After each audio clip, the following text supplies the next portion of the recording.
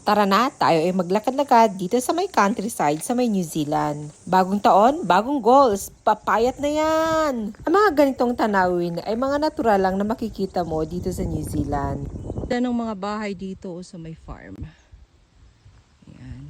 Is ito, nagja-jogging kami tapos dito lang sa tabi ng daan, ang daming apples. Oo. Kaya hindi pa hinog, tikman natin nga yung mga hindi pa hinog.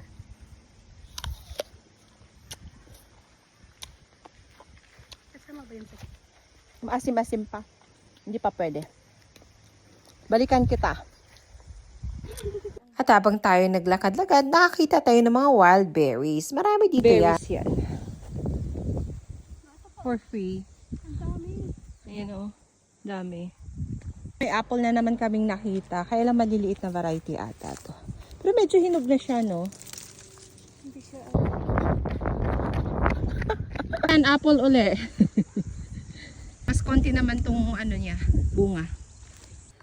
Guys, ang laki, no? Oh, grabe. Ay! Ganyan ang mga view pag nagja-jogging ka. Magandang paligid, malinis, tapos mga bulaklak.